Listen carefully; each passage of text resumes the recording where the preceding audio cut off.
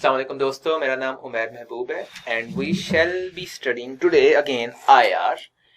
और आईआर में जहां से हमने पिछले लेक्चर में खत्म किया था, हम पढ़ रहे थे डिटर्मिनेंट्स ऑफ फॉरेन पॉलिसी और रैशनल डिसीजन मेकिंग से हम डिविएशन कैसे कर जाते होते हैं। अब हम पढ़ेंगे ग्रुप साइकोलॉजी, उसी का ये एक पार्ट है। हम ये कहते हैं कि इंडिविजुअल डिसीजन मेकर जो है, चलें वो गलत डिसीजन ले सकता है because of affective bias, misperception, selective perception, whatever the case may be. तो व्हाई नॉट अ ग्रुप? एक group we are driven to believe कि गलत डिसीजन नहीं करेगा। It's a very good thing, proposition to have. तो हम कहते हैं जो एक इंडिविजुअल की इडियोसिंक्रेसी है वो कवर अप हो जाएगी ग्रुप के अंदर। लेकिन group thinking, again the tendency of the group to reach a specific decision without giving much thought to the consequences, because of the fact that individual members will tend to go with the decisions they think others are making. आप जो मैंने जुमला बोला इसको तोड़ लें, आपको समझ आ जाएगी कि इंडिविजुअल बंदा जो है वो कहता है यार कि बाकी लोग तो ये सोच रहे हैं, ये ठीक ही सोच रहे हैं, ठीक है यार मैं भी अपना इसी के साथ चलता हूँ। इसका एक और प्रॉब्लम ये है कि इसमें जो रिस्पॉन्सिबिलिटी है और जो अकाउंटेबिलिटी है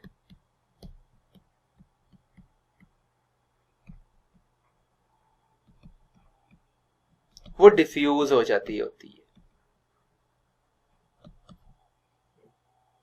कोई एक बंदा रिस्पॉन्सिबल नहीं होता, तो हर बंदा कहता है यार चलने दो, कोई नहीं, देखी जाएगी। And the second thing is decision rules. Again they include the terms of business and the setting of the agenda. जो चेयरमैन होता है किसी भी मीटिंग का, वो इस लिहाज से मैनिपुलेशन कर सकता है ग्रुप की कि वो डिसीजन रूल्स ही वो वाले बना दे कि जिसके थ्रू एक खास पॉइंट पे वो पूरे ग्रुप को ले आए।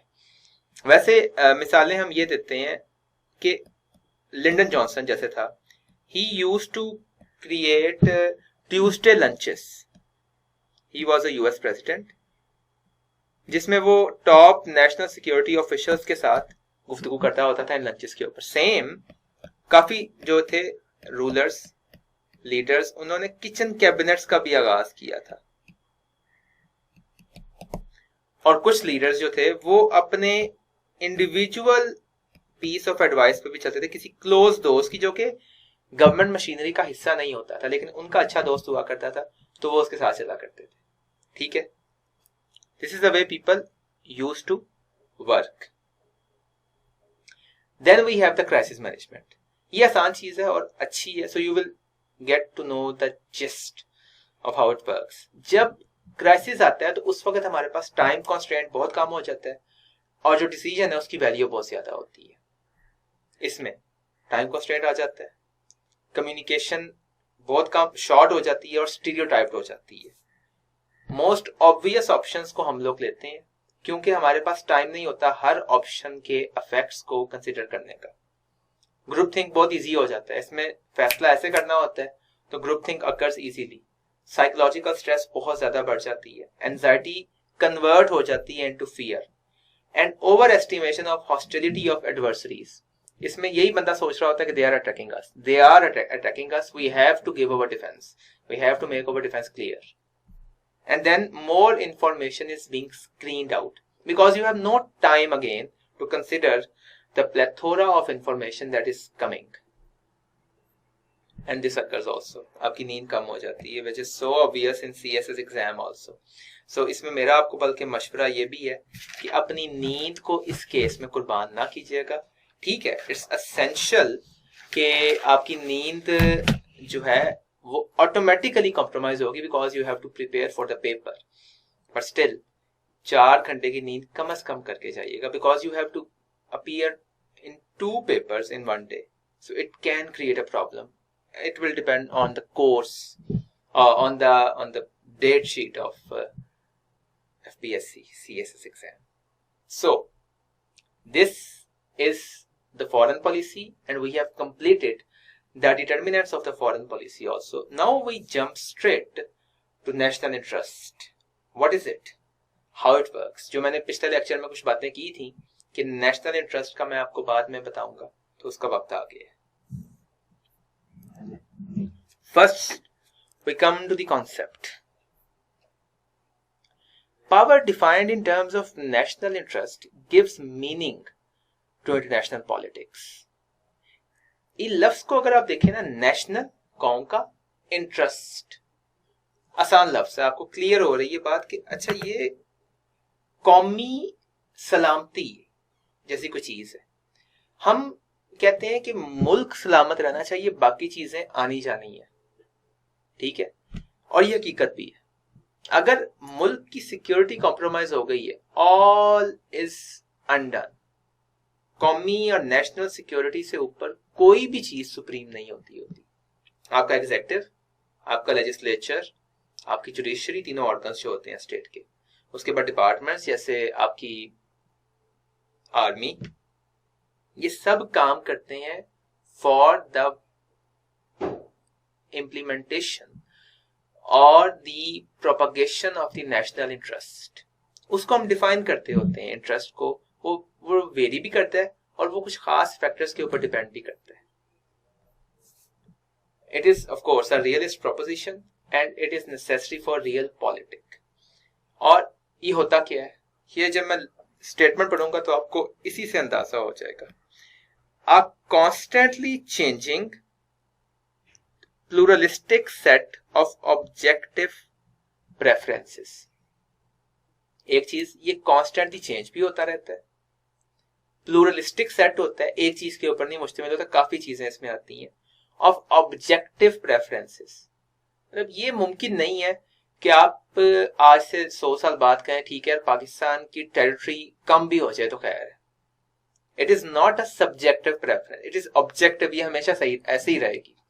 आप ये नहीं कह सकते कि कोई बात नहीं यार, पाकिस्तान जो है वो बेशक उसका पानी सूखना शुरू हो जाए, इंडिया जो मर्जी करता है। ये आपका ऑब्जेक्टिव प्रेफरेंस है कि पानी होना चाहिए, रिवर्स को फ्लो करना चाहिए।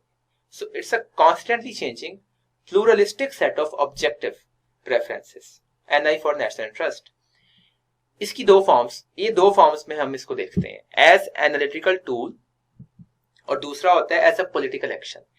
एनालिटिकल टूल के तौर पे हम ये कह सकते हैं कि it gives the adequacy to the actions of the states, और एज अ पॉलिटिकल एक्शन हम इसको ऐसे देख सकते हैं कि वो जो एडिकेसी है उसके बाद कोई भी स्टेट एक्शन कैसे करती है, उस चीज की भी जो डिटर्मिनेशन होती है वो नेशनल इंटरेस्ट के थ्रू होती है कि कोई भी काम जो कर रही है, गोइंग टू वॉर और not going to war, signing a treaty और not signing a treaty, attending a non aligned movement और not attending a non aligned movement, having good relations with India and not having good relations with India.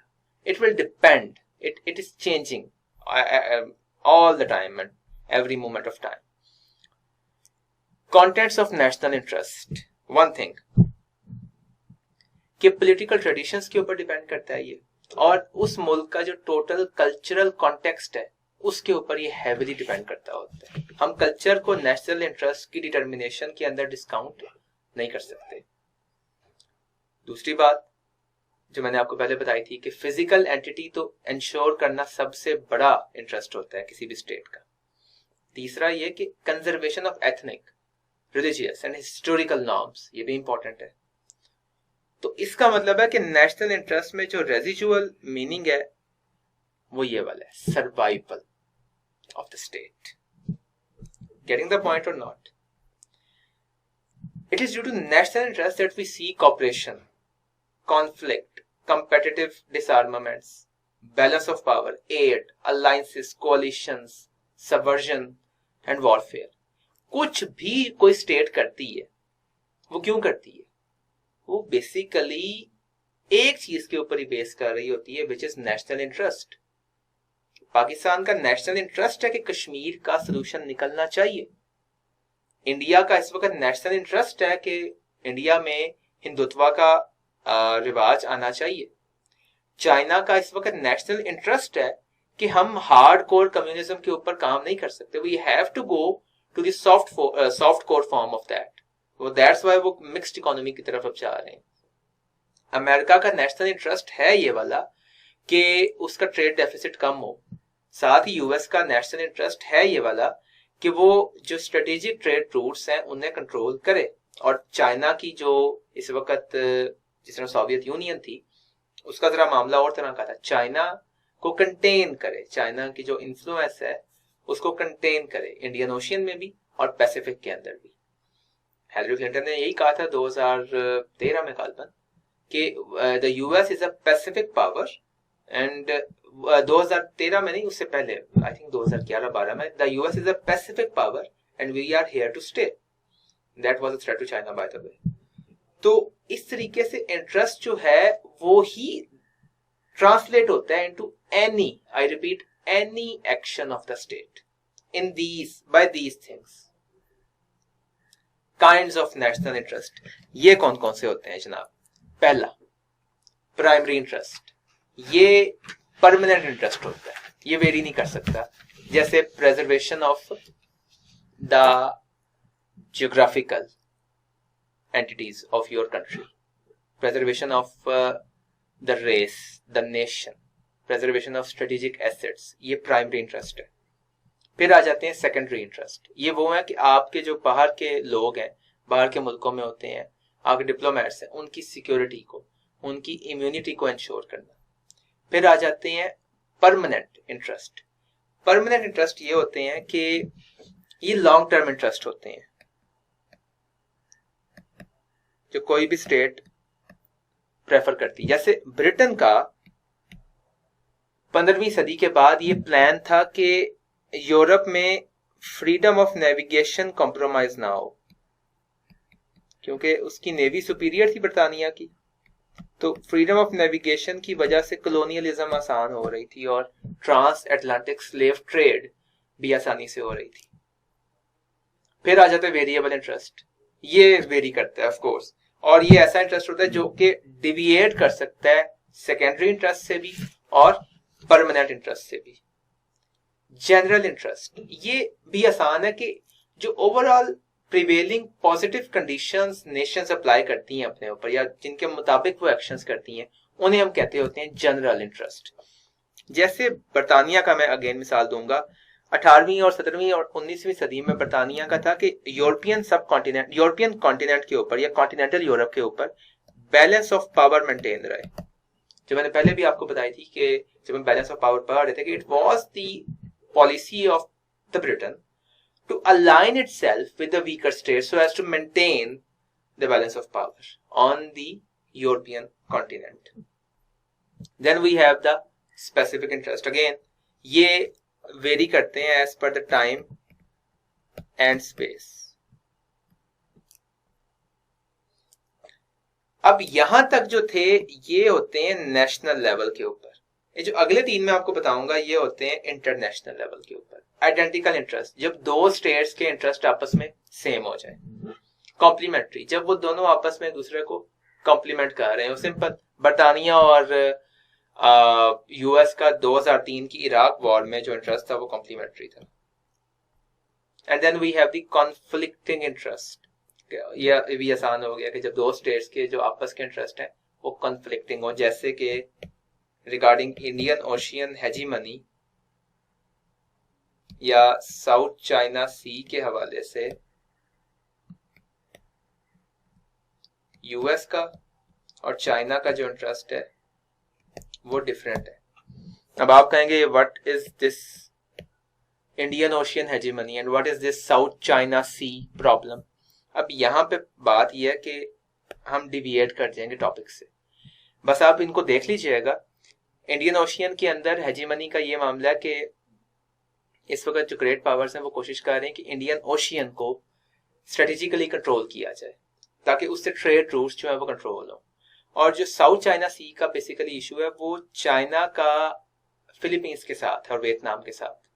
तो US उसमें बिला वजह जिसे कहते हैं पंगा लेना, वो वाला काम कर रहा है।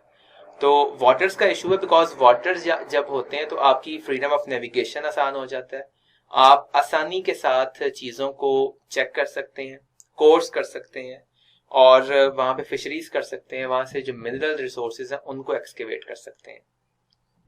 यूएस का ऑल्दो इसमें इंटरेस्ट यही है कि चाइना जो है वो ज्यादा वाटर्स के ऊपर कब्जा ना करे। ये होते हैं इंटरनेशनल इंटरेस्ट, ये तीनों जो है। ओके, अब आ जाता है कि नेशनल इंटरेस्ट प्रमोट कैसे होगा। It can be promoted through coercive measures, सख्ती के साथ। दूसरा, अलायंसेस ऑफ कोर्स, कि आप जैसा भी जो भी काम करना चाहते हैं, आप चाइना के साथ पाकिस्तान अलायंस करना चाह रहे हैं, या पाकिस्तान पहले रशिया के खिलाफ था, या रशिया पाकिस्तान के खिलाफ था, पाकिस्तान रशिया के भी पास आ रहा है। So it depends upon the time and the space and the geopolitical environment. उस लिहाज से हम अलायंस करके अपने इंटरेस्ट को प्रमोट करते होते हैं। उसके बाद आती है लास्ट थिंग, डिप्लोमेसी। ये डिप्लोमेसी के जरिए आप रिकंस्ट्रक्शन करते होते हैं अपने रिलेशनशिप्स की विद द अदर पावर्स, और उसके थ्रू आप प्रमोट करते होते हैं। सिर्फ वॉर तो हल नहीं है ना मसले का। बर्ट्रैंड रसल ने एक बहुत प्यारी बात की थी एक दफा कि war does not determine who is right, only who is left. तो it's better to avoid war. अब लास्ट थिंग, नेशनल और ग्लोबल इंटरेस्ट। इस वक्त एक और डिबेट हमारे सामने आ रही है कि क्या नेशनल इंटरेस्ट रिकंसाइल हो सकता है in the wake of globalisation और इंटरनेशनलिज्म और कन्फेडरेशन की जो एक ओपिनियन आ रहे हैं, सुप्रा नेशनल ऑर्गेनाइजेशंस के जो आ रहे हैं विद द ग्लोबल इंटरेस्ट। यहाँ पे ये डिबेट अभी चल रही है, लेकिन हमें ये बात माननी पड़ेगी कि फोरसीएबल फ्यूचर में ये मुमकिन नहीं है कि स्टेट्स अपनी पावर को विलिंगली दे दें ताकि हम ग्लोबल कोई कम्युनिटी बना लें और उससे मसले हल हो जाए। ये दुनिया इतनी कॉम्प्लेक्स है कि nationalism in the foreseeable future, at least in this 21st century, उस पे जर्ब नहीं आ सकती। वो हल्की सी कॉम्प्रोमाइज हुई है, काफी ज्यादा कॉम्प्रोमाइज हुई है, लेकिन still states will exert themselves, states will remain the most important figures in international politics. तो ग्लोबल इंटरेस्ट के साथ अगर ना भी ये अलाइन करें, जैसे याद करें मैंने कोर प्रिंसिपल्स में आप लोगों को मिसाल दी थी कि वो ग्लोबल वार्मिंग का मामला और न्यूक्लियर प्रोलिफरेशन का। ग्लोबल वार्मिंग हमारी इंडस्ट्री को चलाने के लिए, हमारी इकोनॉमी को जो इंजन चला रहे हैं वो जरूरी है, लेकिन उनसे जो ग्लोबल वार्मिंग हो रही है वो ग्लोबल लेवल पे अच्छी चीज नहीं है। तो क्या अब हम बंद कर दें उन इंजन को? हम कम कर सकते हैं, हम बंद नहीं कर सकते। We just can not compromise over national interest in the theory to achieve something better for the global interest or global community. ठीक है, तो we can say कि national interest will prevail in this 21st century. Thank you. मेरा WhatsApp channel subscribe करना ना भूलिएगा. We shall meet in the next lecture. Thank you.